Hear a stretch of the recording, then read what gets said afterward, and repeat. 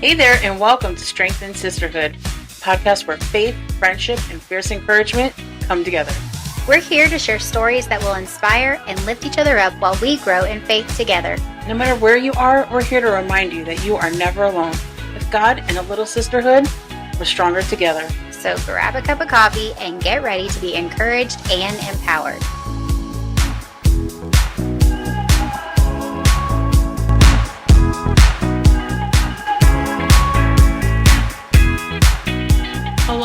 Hello, and welcome to Strength and Sisterhood. I'm Amy. And I'm Summer. I'm really glad that you're here today. How are you doing today, Summer? I'm good. Yeah? It's podcasting day. It is podcasting. And we haven't been doing this for the last few weeks. I know. Because we recorded a bunch. You got to take a trip to go and visit family, which is awesome. Which it was good. That's always good to go and take that time set aside and to go and visit family. But you're back now. Yay! So good to be home. I'm glad that you're home. Yeah. And so, but it's been like almost a month since we've recorded. It has. Because I think the last thing that we recorded was your birthday. It was. And so it's been over a month. It's been over a month. So we're a little rusty. But today's a very special day. It is. Because we have our very first guest on the podcast today. And she's amazing. She is amazing. Yeah. We've kind of kept it under wraps, or we've tried to keep it quiet. I think a few people know, but not very. I think a few people know. But that ends right now because we have the one, the only, Miss Ashley with us. Wow. Talking about pressure. So welcome, Ashley. Thank you. Thank you for being our first guest, the guinea pig. Yep. On the podcast. Exactly what I was thinking.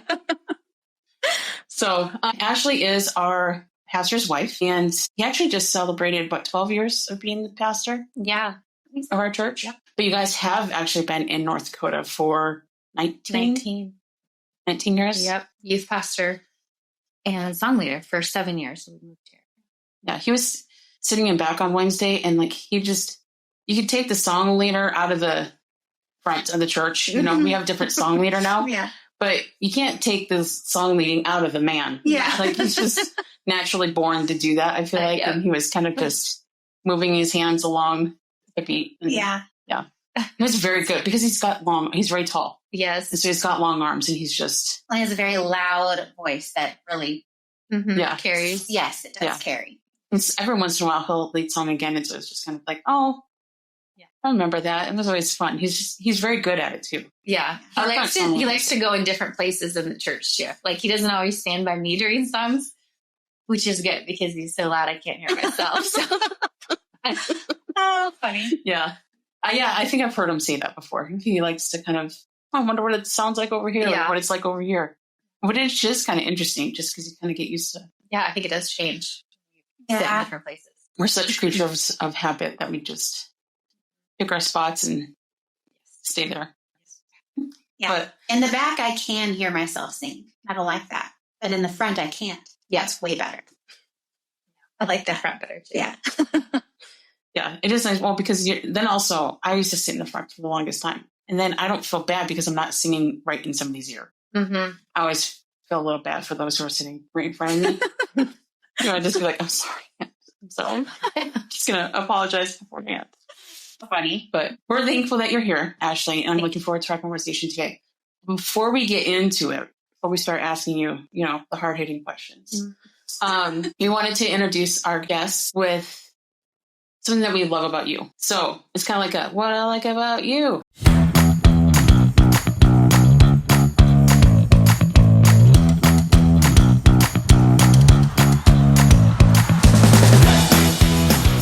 So Summer and I came down, it was hard to have kind of a long list, but we had to narrow it down because we could take a couple times to talk about it. But then we actually we had to discuss to make sure we didn't take each other's.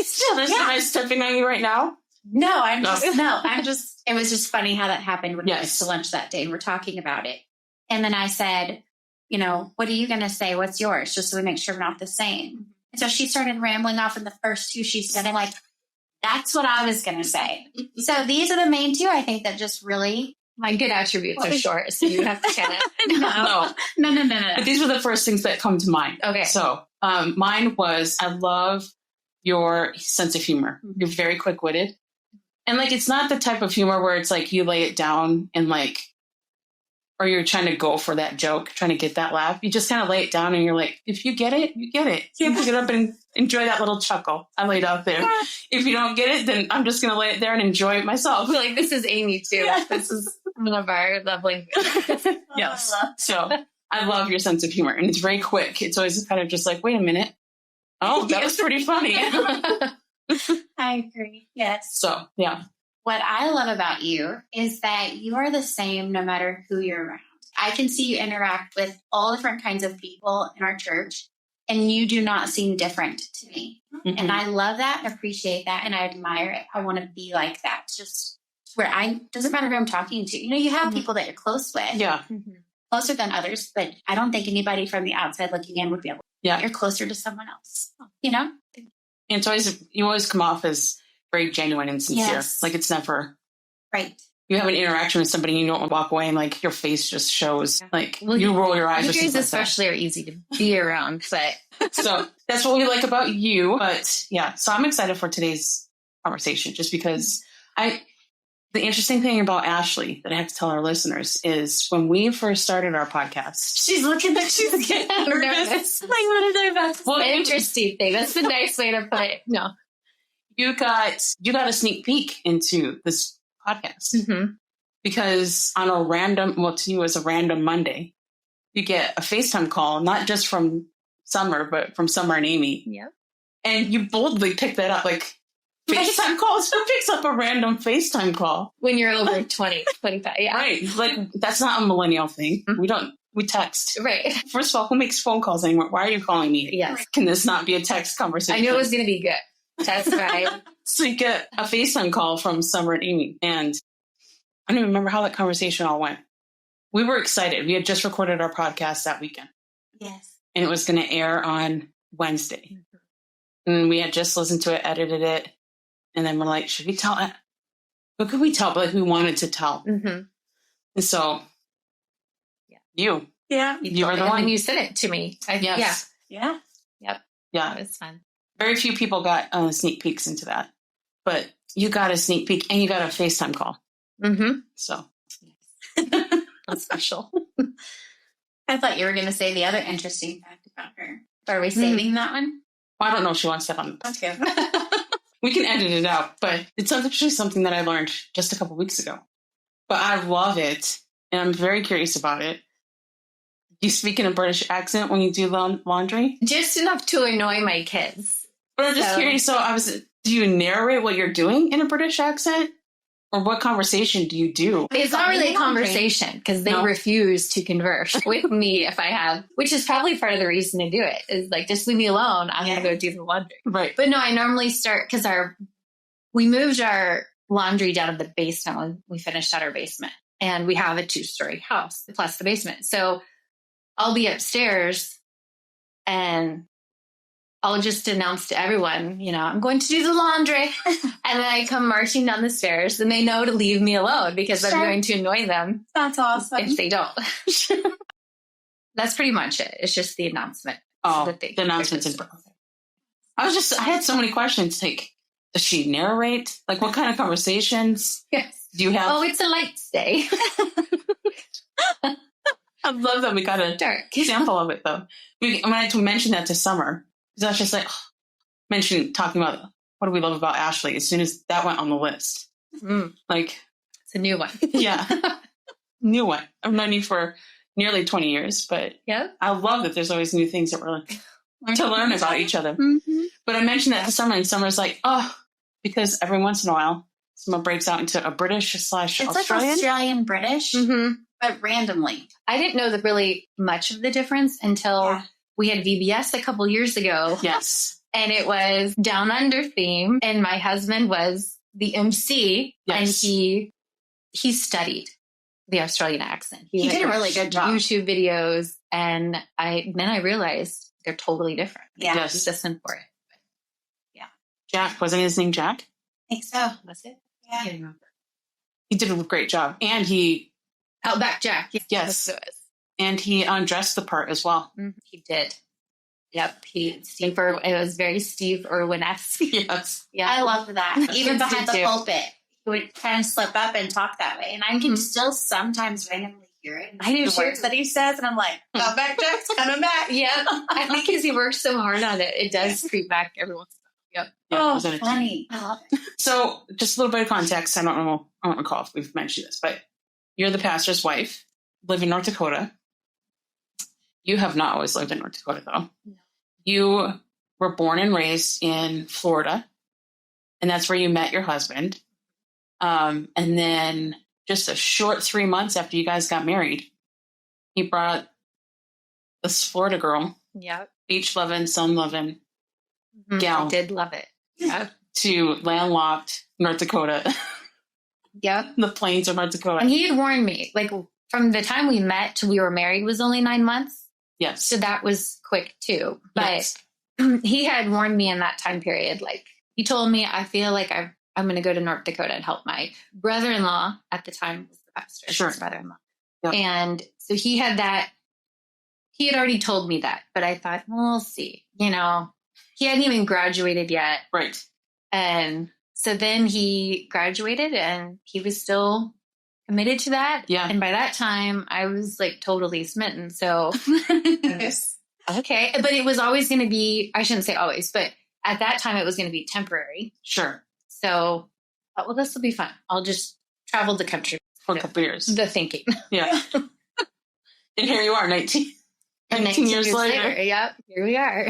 Still in North Dakota. Yep. Same city. So big travelers. Right. Yeah. So how was that for you? So give us a little bit of background as far as you didn't necessarily grow up in a Christian home, right? Nope. I mean, you didn't grow up going to church on every Sunday or. Yeah. We were what my father-in-law calls Holly and Lily Christians. So Okay. Christmas and Easter, we would go to church. Pretty much it. Sure.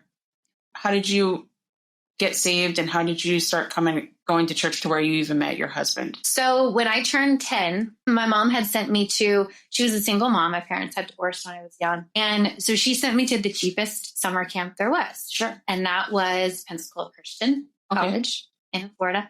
And they had the college kids ran this camp. And every day we had chapel.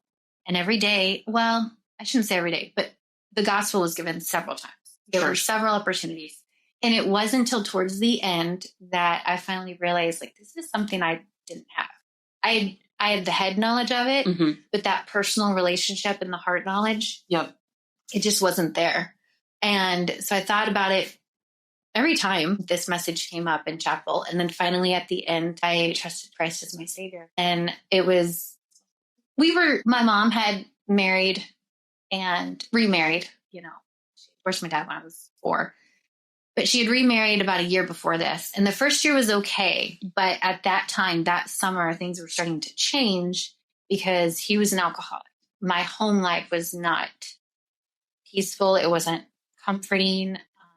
My mom was a great mom and she was very loving, but there was constant turmoil. There just wasn't that peace in the home. You never knew what he was going to come home like, you know? So to have that and know I always have peace with me because I've got the Holy Spirit in me now. And it just made a huge difference when I got saved. Even though I hadn't lived in the world really, and I was young, it just made a huge difference on what life felt like to me. So we didn't go to church as a family. I'm 10 years old. I don't know where to go to church. This was summer camp. And so I just went on a few years and I know that the Lord had a special hedge of protection about me. All my friends were Christians and good Christians and their families were sweet and caring and very loving. So they would invite me to church. And sometimes as I got older, about 14, I went a couple of times with my one friend and my best friend. And then at 16, I could drive. I got a car. Right. And so then I was full bore. And the little things I had picked up over those few years, there was an instant desire to read the Word of God when I got saved. And then as I got older and started going at 16, and that's when I really grew as far as baptism, being faithful to church. Learning those things. Yes. and witnessing to others. Like it was kind of more private for me when I first got saved. This was my inner peace. This was what I needed. And by that time, it was like, no, other people need this too. There's people like me as a kid. And even as an early teenager, you don't think about that. But as you get older and you start to realize, I'm not the only one in the world dealing with struggles. And so, that's when I really started growing. And I got a job with a Christian speaker. He traveled around and spoke on creation. And I worked with a lot of other guys and girls like my age, late teens, early 20s. And they invited me to their church. And at the time, our church was going through some changes and they had changed what they believed. I don't want to say believed in. Some of the things that they talked about changed.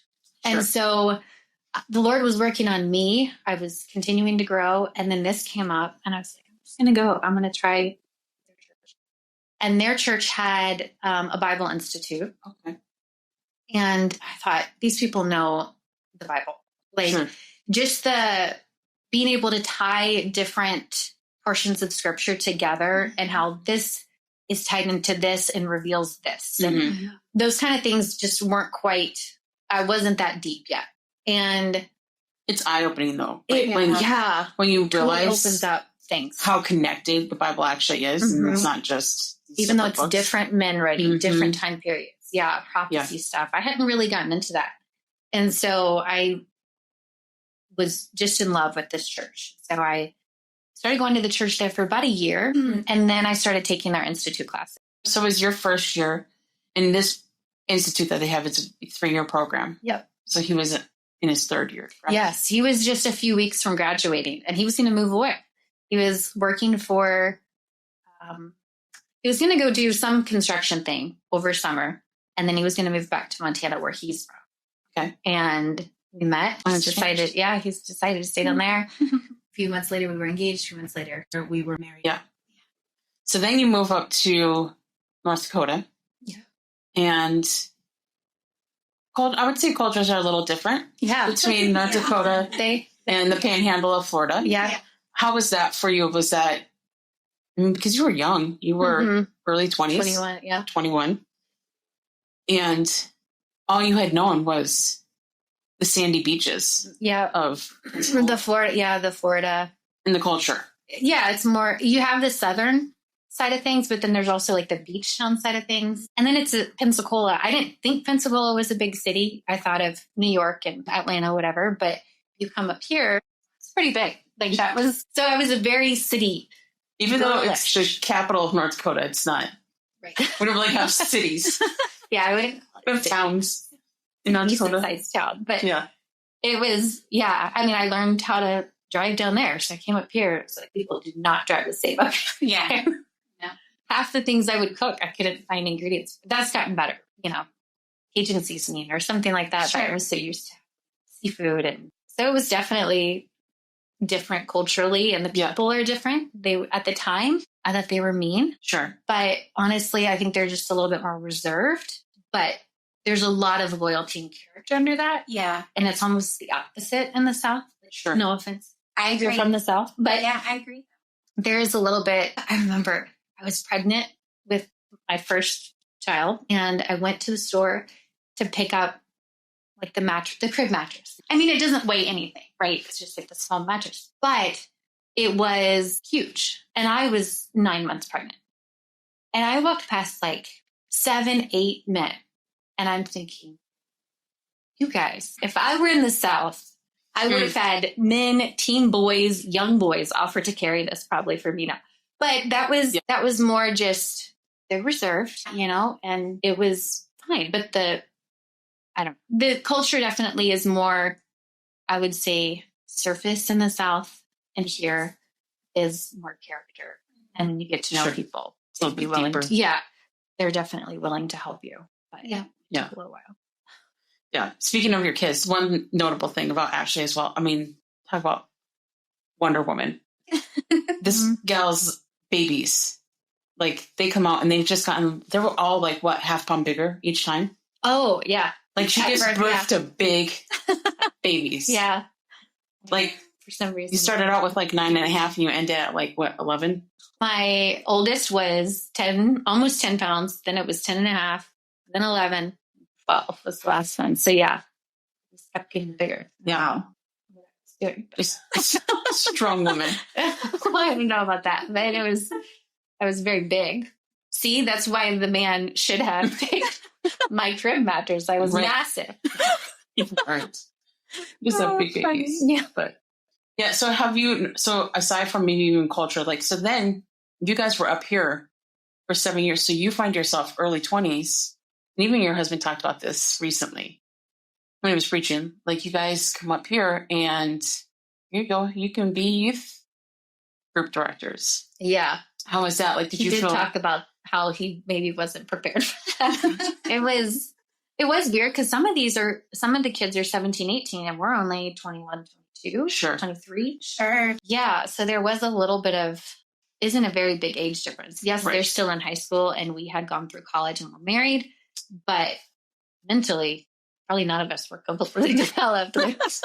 Brains were not totally done there, but it was fun. And the pastor at the time, like I said, he was our brother-in-law and he super gracious, he was the kind of guy that is willing to teach and help you along. He likes doing that. Mm-hmm. And so that helped. We had fun. Yeah, I think he was mentorship. It's like a strength of his. Which is one of the reasons my husband wanted to move here. Yeah. Is definitely because he knew that there would be that support and that direction giving. Yeah. Yeah. Did you ever, I mean, it's interesting because did you ever anticipate that you would be like in the ministry? Like some people, I don't know, some girls like they kind of grow up in church. Like your daughters have grown up in church and your husband is kind of like, that's kind of the family business. Right. Almost. Dad. Yeah. Yeah. And so like, I just wonder, like, if they just think of, oh, would love to be a pastor's wife someday. Whereas you didn't really you were a holiday Christian, you know? Yep.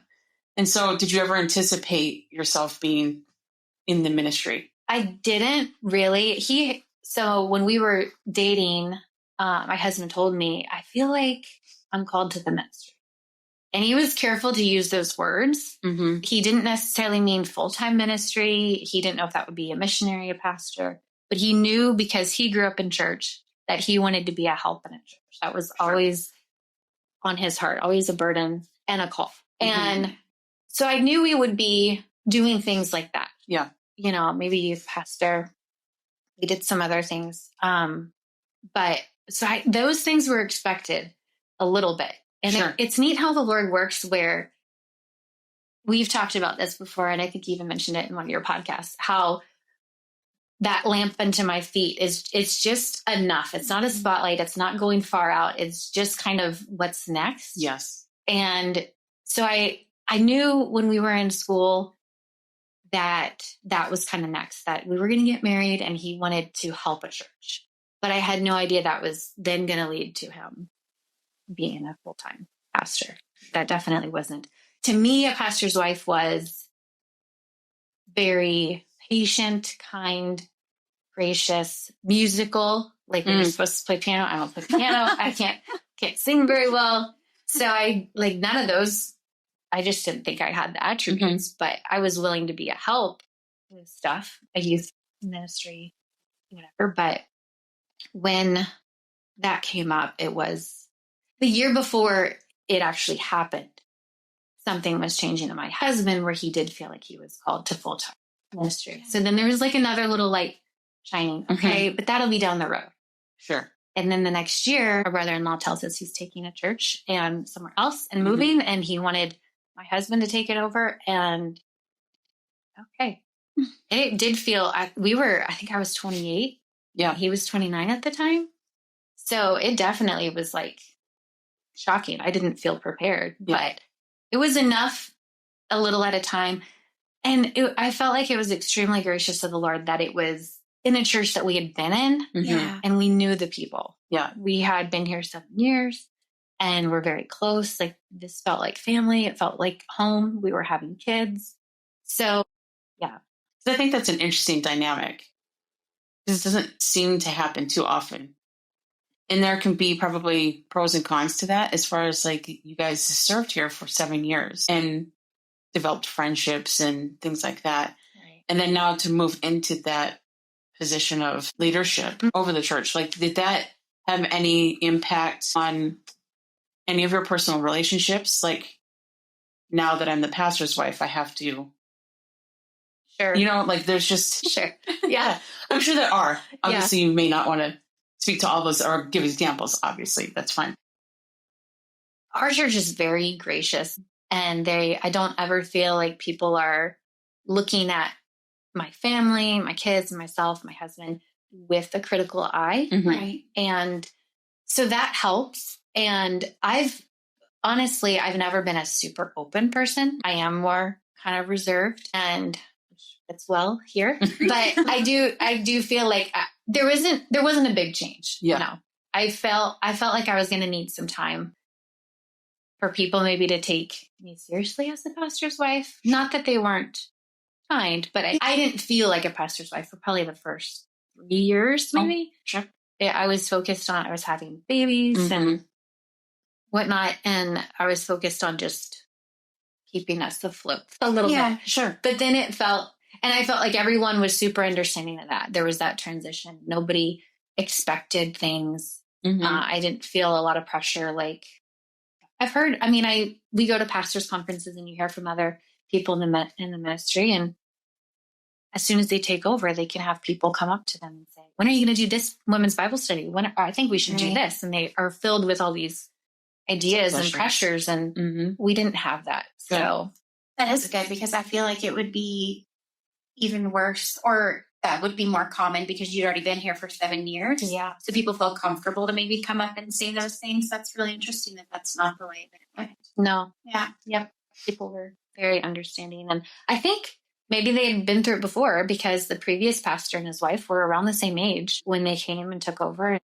So, and they did know us. I think that is a big thing in North Dakota. They want to know you a little bit before they totally trust you. Yeah. I get that sense a little bit. So I did have that good relationship already with most people. Yeah. The trust is earned kind of mentality. Yeah. Yeah. But it's not easily lost too, which they're very loyal in this culture. I think once you do earn that trust, they're going to be very supportive. Yeah. Yeah. So do you feel like it's difficult for maybe any of your kids, because your husband grew up as a pastor's kid, and do your kids, like, not necessarily that it was expected, like we've talked about, like it's kind of the family business. Yeah. Like he has all of his brothers are full-time ministry. Yeah. And even two brother-in-law. Yeah. Yeah. And that's actually a benefit. I mean, because I think that's probably even a benefit for you, because even you have to guard yourself a little bit within church, within the building, but you have sister-in-laws that are doing the same thing, same position. So you have each other, you have that network too. Yeah, that's huge. That is a big help. And again, I feel like that's one of those little, I don't know what you call it, God winks or something, like just little things that the Lord sets out to give you and equip you with what you need. And I do have that. I can go to them with anything, and they're very understanding. They've been in the ministry longer than me, most of them. So they have way more experience than I do whenever I hit these situations that might come up. So, yeah. What do you think, what has maybe been one of the hardest things that you've encountered? I don't know. Like being in a different culture and moving up here, that took a while to get used to. I think there's to me, there's so many more benefits to it. Like, we're usually one of the first people to know when someone's pregnant, or, like a relationship is budding or something like that. It's neat to be involved in people's special moments. And I feel, or like even you guys letting me hear the podcast before other people, it's neat to be accessed in that way. And I appreciate that. So there's not a whole lot of bad. You do hear some of the harder stuff people are going through, and that can weigh you down. And it's interesting because he was the youth pastor before, there was a family in the church that went through something really difficult with their teenager. And so we were privy to it as youth pastor, but we weren't in that pastoral position yet. Right. And so it was sad, and I felt I was just heartbroken for them. But something did change when my husband became pastor, and a similar situation arose in a different family, and it was more weighing. I mean, kept me up at night type thing. And the first time it wasn't that heavy on me. So I do think there's something spiritual that happens, or just a different weight to it when you are in that position. Yeah. Yeah. I'm always amazed at how, because I imagine in my mind that, like you said, you guys get to get to hear a lot. And sometimes it's good things and sometimes it's not so good things that are heavy. Yeah. But you guys don't wear it. It's so amazing to me. And I feel like there's a certain grace that God gives you and pastor, where you can walk around and you can know what's going on in everybody's life, but no one else knows. No one else can see it. No one else sees that you're wearing it. And I don't know, I think that's something of the Lord too, because I feel like that would be hard to walk in and know what this person has done or gone through, and this person, and just to not let other people see that about you guys. I think my husband leads in that, because he's very, that was one thing I liked about him when we were first dating. He's just very even keeled, very mellow, and he doesn't get too taken aback with those things. His roots in the Lord are so deep that I feel when those things blow, he's not taken aback with them. And that has helped me be that way too. Yeah. Because as a woman, I'm more prone to the emotional stuff. Right. And he's obviously careful in not letting me know everything going on too. But there's a balance in that. And so, yeah, I appreciate it. And a discernment that he has to have on what to share with you and what not to, just so that you aren't carrying them. Yeah. Certain things. Yeah. Yeah, I think that's really neat and amazing. That's something that the Lord, I think he does that. Yeah. You guys. For sure. Yeah. And I think the church, I'm not speaking for the church, but I think we all see that too. And we're learning from his leadership, the way he is able to do that. We're also seeing that as an example to follow that and learn that. Because there's hard stuff that goes on, but you can't ride the roller coaster forever. Like the Lord is still never changing. So in a way, we shouldn't. Right. Well, the Bible says not given to change. And so just that up and down that people can live. It's hard way to live. Yeah. Well, and even just your husband's natural personality, he seems like a steady man, and just like you said, even keeled. And he seems like a deep thinker, not a rash type of man. Like he's not going to make rash decisions. No. Like usually if he does something, he's mulled it over for quite some time. Right. Yeah. It's funny because he not always, but there's definitely things he gets a face almost when he's thinking about things. He'll be sitting in the living room and the kids will go up and ask him a basic question. Sure. Are we going to have burgers for dinner or something? Right. And he's just not quite there. Yeah. Right. And they just walk away. They know, like, okay, we'll just give Dad a minute. Yep. That's thinking. And they kind of tease him about it later. Sure. I respect that so much, though, that he's both of you. I feel like neither one of you make decisions, actually. And so you think about things and you consider and you pray about them. I feel like I trust that about you guys. Yeah. Really appreciate it. He's a big on, well, you all know, because I think he even talked about it recently. Like you can't the Lord's not in those quick decisions or those forced decisions. Like that's not how he works when you look at the Bible and you look at the examples and just his spirit. It doesn't really work that way. Right. Yeah.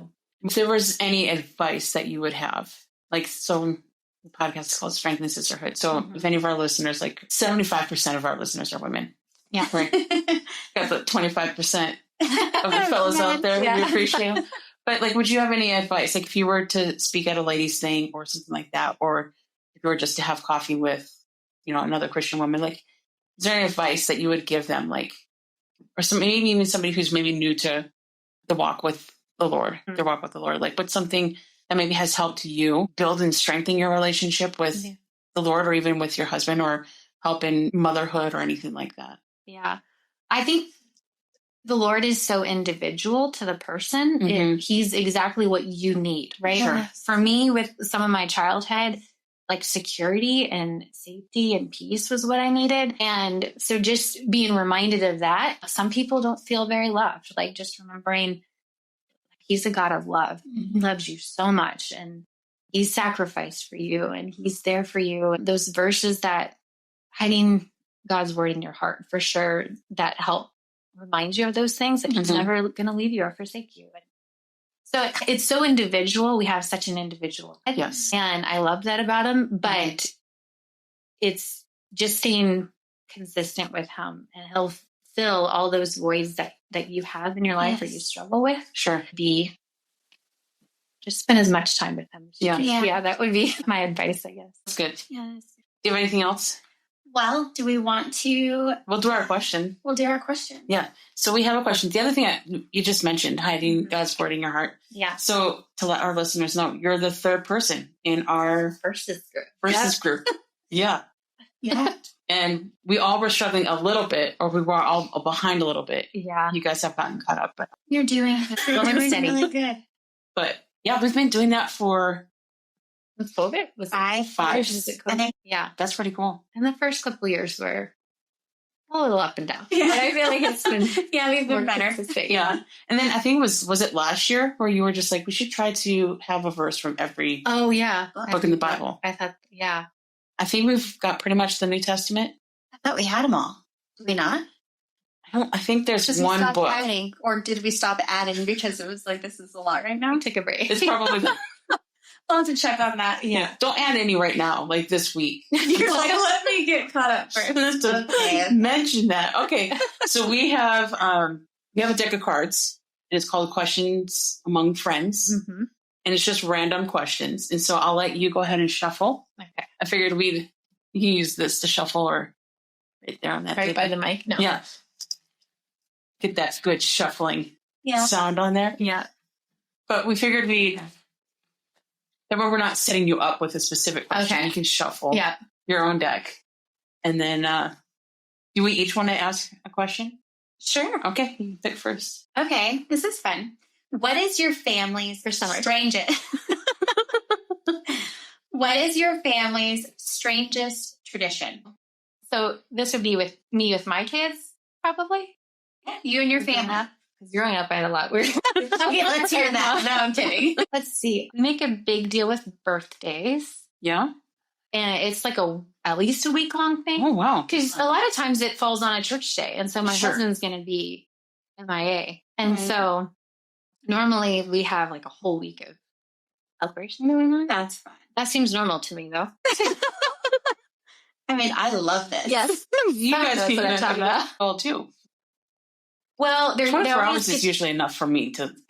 to celebrate. It's a little excessive. To celebrate yourself, but we need longer. Well, there's normally like an evening where we do something as a family, like go to the movies or watch a movie at home or games, whatever, maybe go bowling, something like that. Then they get to choose where they want to eat, go out to eat. Oh, okay. And then they get to choose a meal at home that they want. I'm here for it, though. I mean, I love Yeah. that. Yeah. When it comes to celebrating other people's birthdays. Yeah. Yes. I love it. Yeah. That's cool. Summer gets me. Totally. So you guys have a birthday like within almost a week of each other? Yeah. A week and a half? Yeah. So what did you celebrate how did you celebrate your birthday? Well, my mom was here. My mom has come up the last couple of years for my birthday. And it was a really rainy day. It Totally. was. When you have a May birthday, like a spring summer birthday, it should be sunny. You're not really Right. expecting a dreary day. So it was an okay day. My son dumped flowers on top of the stack of library books. And there's a whole vase of water had soaked through all 16 of our library books. So I spent an hour of my birthday blow drying library books. But aside from that, it was, good day. Yeah, it was so deceiving because it was like in the 90s prior to. Beautiful. And then your birthday comes and it's like 53 and rainy. Yeah. Which we needed the rain, but Still. Yeah. Could have waited an extra day. Right. Yeah. Okay, I'm just going to go right off the top. okay. No, I'm not going to ask that one. Right up the top. Oh, I actually know I think I know the answer to this one. What song immediately puts you in a great mood? Were you thinking about If I answered really. That takes me back to middle school. Yeah. Amy and I talk about like middle high school songs that just take you back. But now anytime I hear that song, I think of Ashley though. How often do you hear that song?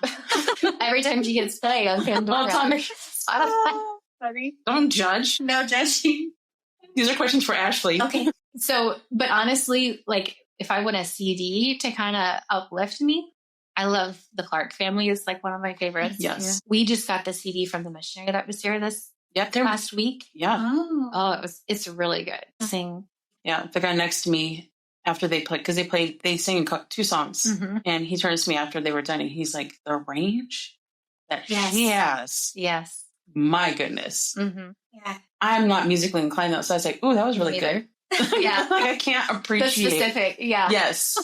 And so it's just interesting the difference between like somebody who is musical and like they can sit there and just fully appreciate. And I'm just like, ooh, that was really pretty. Right. Yes. That was good. Yeah. I'm like, I would listen to a CD of that. Yeah. My husband said the same thing, like that tone, that whatever. And Cool. Good to know. So that'll wrap us up for this part, and we're going to get into our gratitude segment.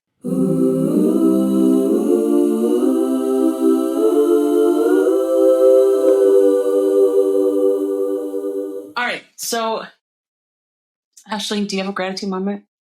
So you had mentioned that you would include me in this. I was really thinking, since I know you guys do it every week, so you get kind of detailed, but it's hard not to just list salvation, the Bible, a good church, and family stuff. I will say that recently, what came to mind when you first asked me about doing the gratitude segment was health. For me, I've struggled with migraines the last couple of years, and I finally am trying something a little different this year. And even though I wasn't in the depths of, I wasn't bedridden when I had them all the time. I could take enough medicine to kind of keep going, or I could just go to bed early. But it got to the point they were worsening, and it got to the point that it felt like it was affecting my life. And so I'm just really thankful that at this point, they are pretty under control. Yes. Yeah. I feel more energetic and more good. I've probably had a migraine once or twice, but I don't even think they're full blown, but I can see how they would be debilitating. Where you just can't function and do things. Yeah. I mean, even just a regular headache. Right. Sometimes it's like to try to manage doing your normal daily activities. The headache is hard. A migraine. Yeah. So. Yeah. It's really good. How about you, Summer? What do you think for? I am thankful for being able to go see family and safety of my trip. It was a lot of driving for going to Arkansas and then going to Texas. A lot of driving in, so I'm just thankful that we all made it safely. The trip was smooth without any issues and made it back home. Yeah. Yeah. It's glad to have you back. How Yeah. about you? I am. Thanks for asking. Yesterday was my mom's birthday. And I'm just thankful for my ability to be around my parents. I mean, they're stuck with me. I'm a boomerang kid. So I've moved in and out before. But I don't know, as they get older, and as I get older, like both my siblings have moved away. And so it's kind of those things of like being able to appreciate and enjoy being able to spend time with them. Yes. And stuff like that. So I'm just thankful that I can be here to be a help to them. Yes. And that they put up. Well, I'm sure it's fun. It's entertaining. You too. Yeah. Yesterday, so she went and got her Starbucks because you get it for Starbucks. Birthday. Yeah. It was just cute because they wrote happy birthday on there. So it's just like all these little things. Mm-hmm. Yeah, I just enjoy that. So I think that will wrap it up for this episode. So thank you, Ashley, for joining us. It wasn't too terrible. We love you too so much. Thankful. And to be that guinea pig, that is not always the easiest thing. But thank you so much, everybody, for tuning in. Please subscribe and share with others. You can join us over on Instagram and leave us a comment if you enjoyed this episode. You can reach us at Strength and Sisterhood Pod at gmail.com or find us on Instagram at Strength and Sisterhood Pod. We'd love to hear from you guys. Until next week, we'll see you later. Bye. Bye. See ya.